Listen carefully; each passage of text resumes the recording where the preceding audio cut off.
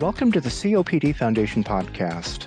We bring you insights from leading health professionals, inspiring stories from those living with lung conditions, practical advice, and the latest in lung health research. Be sure to subscribe, follow us on social media, and visit copdfoundation.org. Take action today, breathe better tomorrow.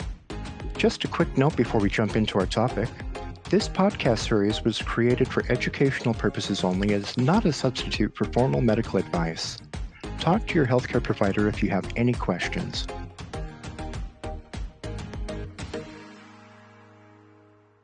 In this episode of the COPD Foundation podcast, Mike Hess from our Advocacy team, who leads World Oxygen Day, interviews two people living with oxygen to discover their helpful tips on adjusting to life with just a little extra oxygen. I'm Johnny Karenko, a respiratory therapist and educator here at the COPD Foundation. Jean, Art, will you introduce yourselves? I'm Jean, and I live in Milwaukee, Wisconsin.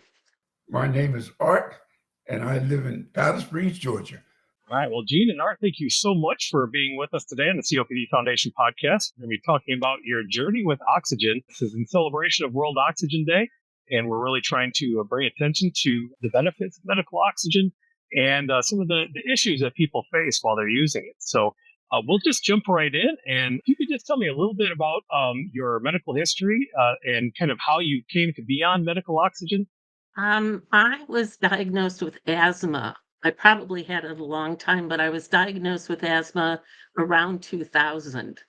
And then forward to 2017, when I had a 3-month period where I now know that was an exacerbation, but I had a 3-month period where I was gasping for air whenever I would do any exertion.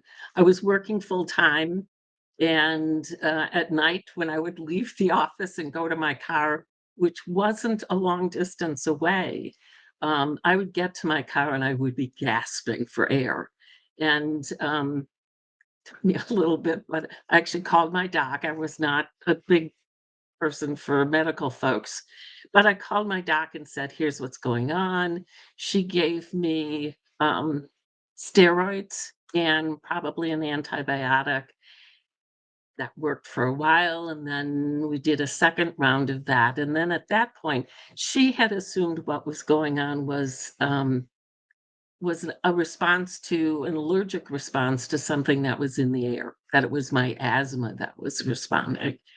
So she gave me the option of going to an allergist or to a pulmonologist.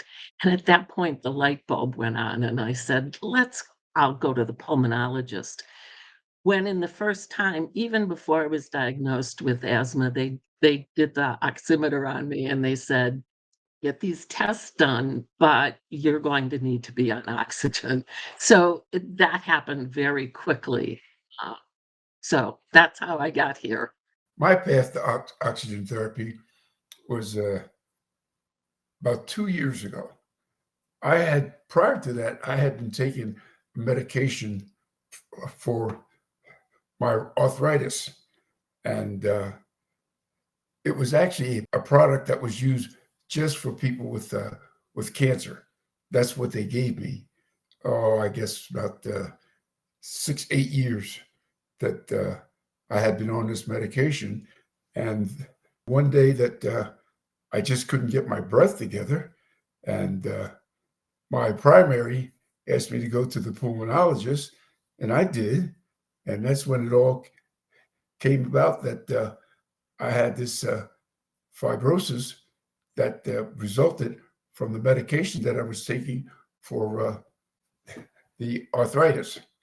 So, and it was rather quickly that when a pulmonologist, when I got into his office and we started going through the different techniques and the things that he saw in me, the things that he felt he could help me with.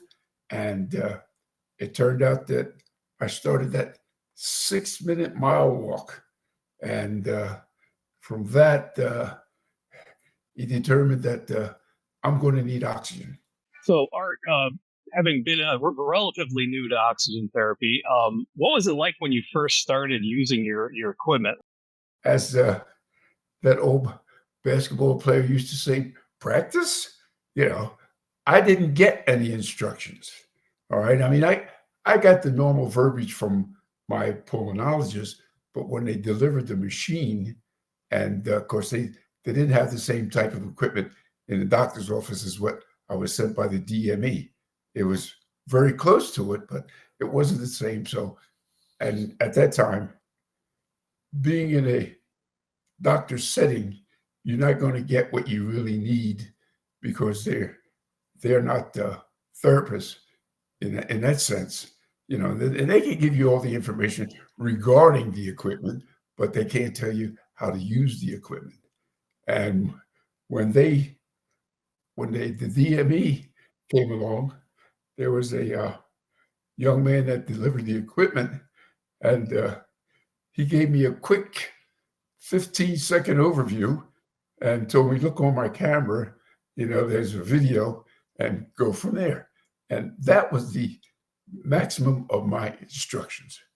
And I really got a lot more instructions when I started visiting your COPD Foundation with the various units that they have going on. Then I'm becoming alive to what's going on. And you'd be surprised what I have seen and what I have missed from that period till now. If it wasn't for the group setting, I'd be awash. I really would.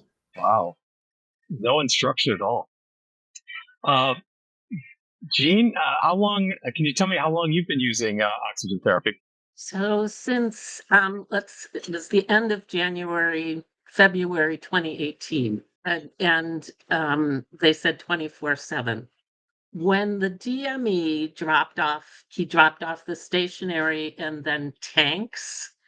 Um, Basically, the instruction he gave me was how to change the regulator to the tanks and just how that all worked. And that was pretty much it. I mean, he showed me how to turn on the machine, how to set it up and where to put it and all of that. But that was really it. I mean, I think they're delivery people is what they are. They don't send a therapist along to do the education. So I tend to be the kind of person who I can, okay, you're not going to tell me how to do this. I'll figure it out. I'll go online and learn stuff. So it's kind of patient teach thyself. Absolutely. Absolutely. Exactly.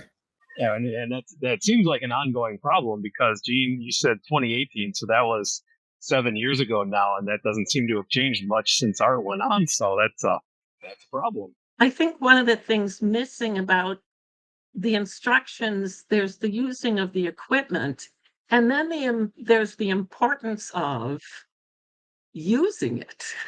I remember I went back to my pulmonologist for the full appointment, and I just asked, "Do I have to use this all of the time?" And they said, "Well, if you want your heart and all of that to be okay." And I thought, "Okay, I needed to know that. I also needed to know I'm not dying."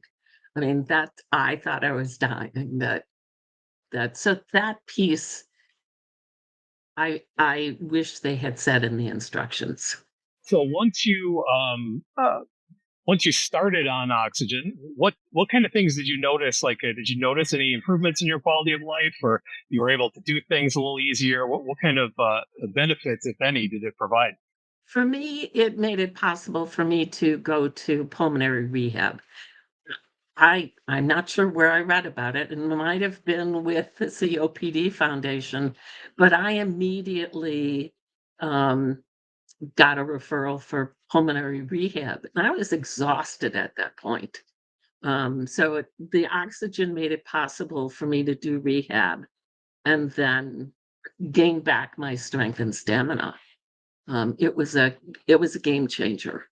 Well, speaking of pulmonary rehab, uh, there was a gentleman that was telling me about well, actually, it's a person that I met at church, and he had on a canister, and we were talking, and he was telling me that he had went to the hospital and went to the uh, pulmonary rehab, and he said he did very well, And I thought to myself, well, geez, first time I ever heard of that, and it was not expressed by my physician. So I said, well, I'll give it a try. And so when I went back to my physician's office, I asked him about this pulmonary rehab. And he said, oh, yes, that's something you should really get into. Well, fine. If you let me know about it earlier, I'll be there. But it was such that I did go to the rehab, and I gained a lot of strength. I got the exercises for my lungs and limbs to put me on a stronger level. Uh, but I didn't get that until I did go to rehab. Didn't realize how great it was until I got there, And the I kept it up. I kept the exercising up because usually, if you're into with a therapist of some kind, uh, they will make you aware of the exercises that they want you to do, and if you keep up with those, you're in better shape rather than just saying, "I'm going to do some exercising," and you may be doing some things that is against uh, your physical condition, and you may end up on the wrong side of the fence. So therefore, I stuck with what they had, and I felt as though that I was doing pretty good.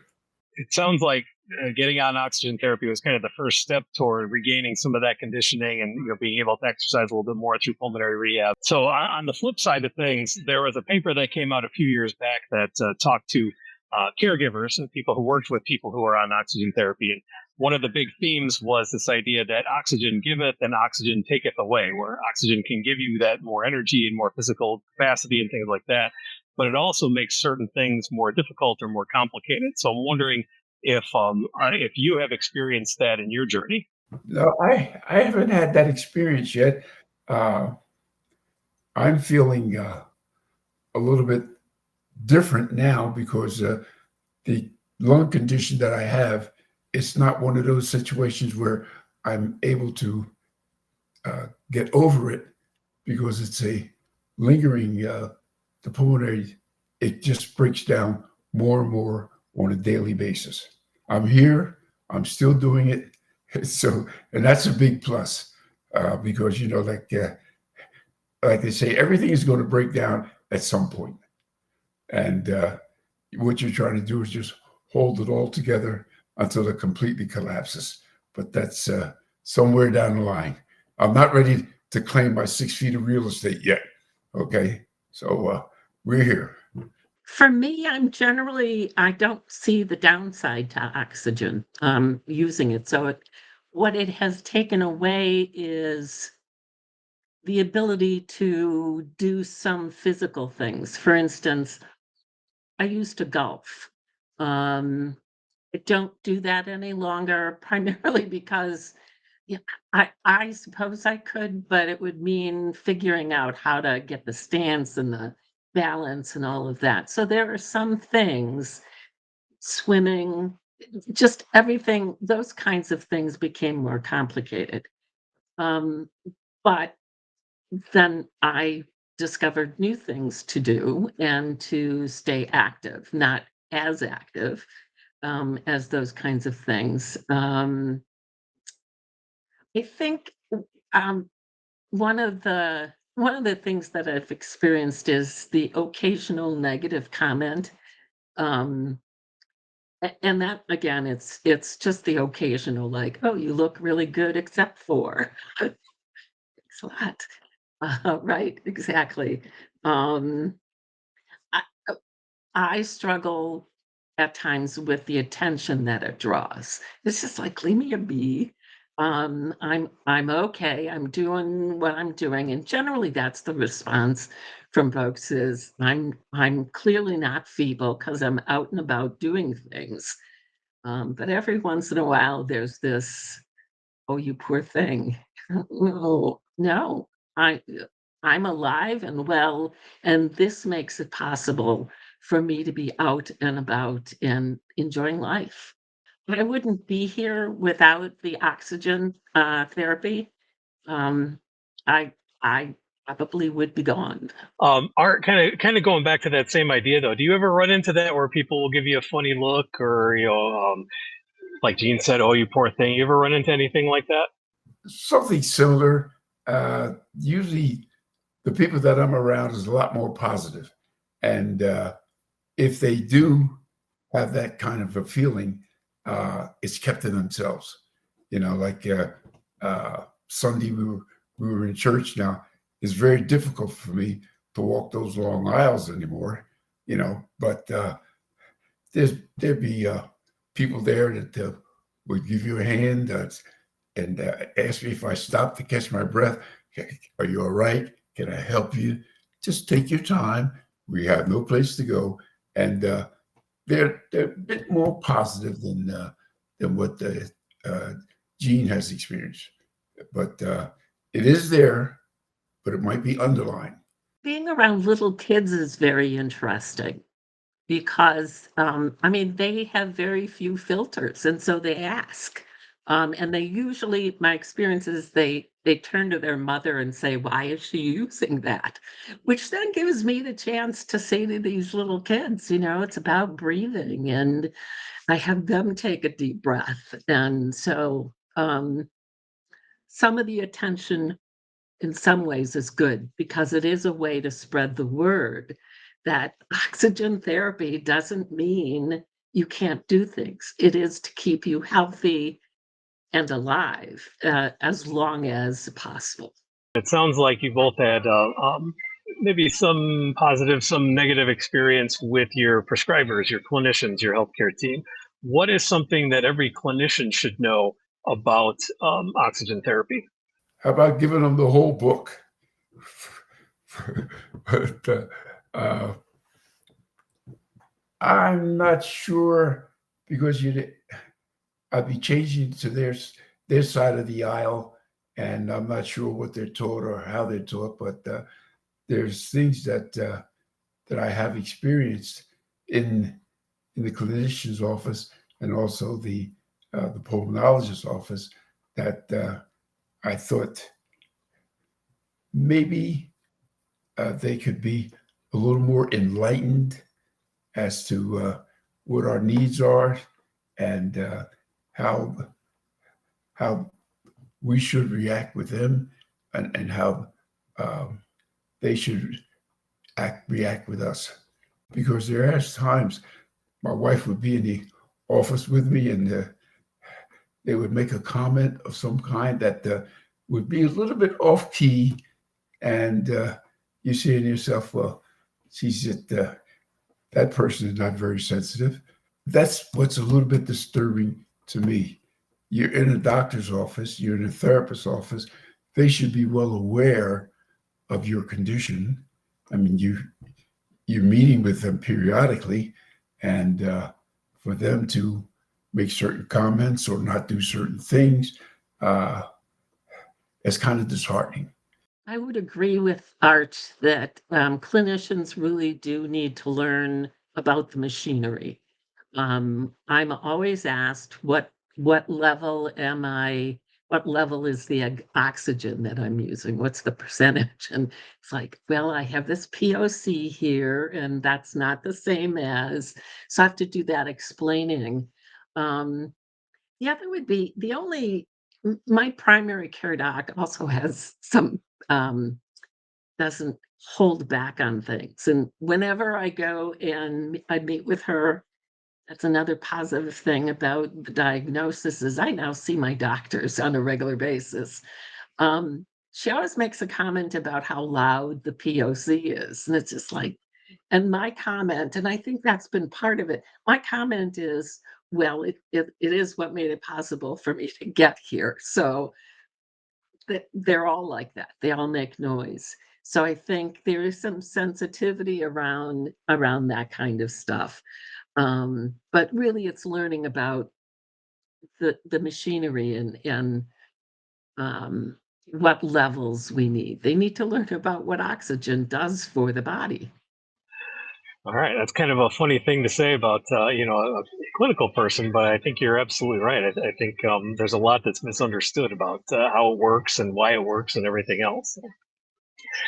All right, last kind of twist on this question. You guys both have attended a lot of our online discussion groups and things like that. So let's say somebody who's brand new to oxygen therapy comes to you and says, I want you to be my mentor, my oxygen mentor. What is the first piece of advice you're going to give that person as they start adapting to being on oxygen therapy? Come out and get yourself in one of the groups where you learn all about yourself and the oxygen, because you're not going to learn it on the medical circumstances. So if there's some way that some of this could be pushed forward in order to enlighten us as to what we should be doing, how we should be doing it, and when we should be doing it, then I think our journey would be a lot smoother. We're working on it. I think the first thing I would say, I would affirm for them that yes, it's scary. Being told that you're going to need to use oxygen is scary, but it does not necessarily mean that this is the end of your life. You're going to need to become your own best advocate. You're likely not going to hear what you need to hear from your doctors. So find community. And if that doesn't exist, I mean, certainly join the COPD Foundation. I mean, that was a life changer for me. The other thing I would say, and the importance is, don't just sit at home. One of the struggles of just sitting at home is, I think, anxiety and depression. So in the midst of taking care of yourself physically, you're also going to want to take care of your mental health. For me, the suggestion around that is get moving. However, if that's just a walk around your home, or it's a walk around the block, get moving as best you can. Your strength will build and you will feel better. And the oxygen is going to make it possible for you to do those things. Again, advice to someone new: find those things that you love doing, enjoy doing, and see if you can keep doing that with your oxygen. Well, Gene, Art, I can't thank you enough for sharing your experiences and telling your stories here with us today. This has been fantastic information. I really hope all of our listeners really get a lot out of this. Just one more time, thank you very much. Thank you for joining us today on the COPD Foundation podcast. I would like to thank Gene and Art for sharing their perspectives and for giving us all advice on how to better care for people who need just a little extra oxygen. For more information on World Oxygen Day, visit the COPD Foundation website at www.worldoxygenday.org. Thank you for tuning in. Be on the lookout for more episodes where we delve into all things respiratory. Take action today, breathe better tomorrow. Thank you for tuning into the COPD Foundation podcast, and remember, whether you're managing a chronic lung condition, providing support to those who are, or just want to learn more about lung health, the COPD Foundation is here to support you. Be sure to subscribe to this podcast and follow us on social media. Take action today, breathe better tomorrow.